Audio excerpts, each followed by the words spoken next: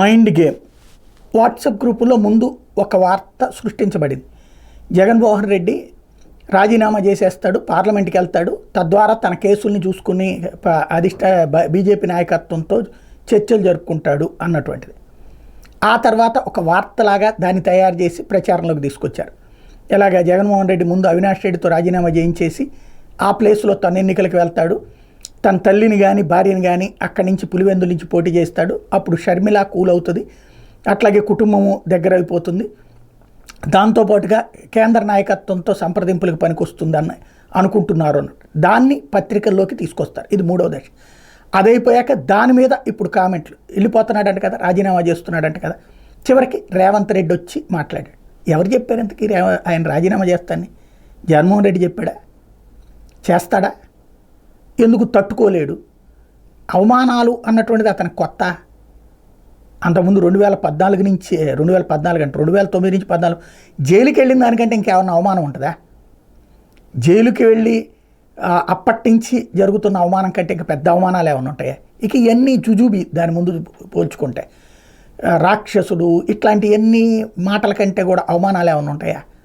ఇంకా కొత్తగా అసెంబ్లీకి వెళ్తే అవహేళన చేస్తారు. గతంలో అట్లా అవహేళన చేశారు కదా, 14 నుంచి 19 దాకా అవహేళన చేసిన తర్వాత అధికారంలోకి వచ్చారు. ఇప్పుడు అదే మరి చంద్రబాబు నాయుడు గారిని అవహేళన చేసింది వైఎస్ఆర్ కాంగ్రెస్ పార్టీ. మరి చంద్రబాబు గారు అధికారంలోకి వచ్చారు. కాబట్టి అవహేళన ఫేస్ చేయాలి, చేస్తేనే ప్రజలకు ఒక క్లారిటీ వస్తుంది. ఒరిస్సా తరహా రాజకీయం మనం ఆశించలేకపోతున్నాం.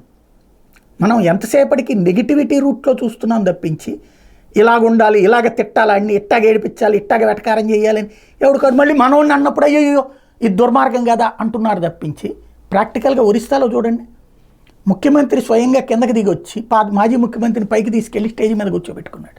అలాంటి రాజకీయం కావాలని మనం మనస్ఫూర్తిగా కోరుకోవడం మానేసి తిట్టేసుకుంటాం, లేకపోతే వాడంటాం వీడంటాం, ఏది పడితే అది మాట్లాడేసుకుంటున్నాం.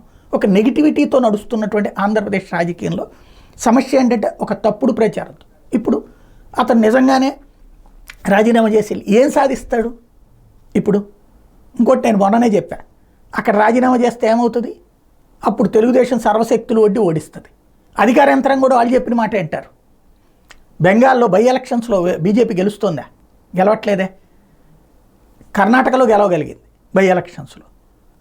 ఎందుకు అంటే కాంగ్రెస్ పార్టీ. ఎందుకు అంటే అక్కడ జాతీయ పార్టీలు ఉన్న చోట ప్రాబ్లం ఉండదు, ప్రాంతీయ పార్టీలు ఉన్న చోట్ల బై ఎలక్షన్లో దెబ్బ ఉంటుంది. అంతకుముందు నంద్యాలను కాకినాడ గెలవగలిగిందా ఆ రోజున? అదే నంద్యాల మళ్ళీ వైఎస్ఆర్ కాంగ్రెస్ పార్టీ 2 సార్లు గెలుచుకొచ్చింది కదా. అట్లాగే ఉంటాయి. యాక్చువల్గా ప్రాక్టికల్ అంశం ఒకటే ఏంటి అంటే ఒక ప్రచారాన్ని జగన్ రాజీనామా చేసేస్తున్నాడు అన్నటువంటి, నిజంగా అదే చేస్తే వైఎస్ఆర్ కాంగ్రెస్ పార్టీ వాళ్ళే జగన్ మీద ఉన్న నమ్మకాన్ని కోల్పోతారు. అది ఆయనకి తెలుసు. మరి ఈ ప్రచారానికి ఆయన నోరు మెదపలేదు కాబట్టి జరిగిపోతానే ఉంది.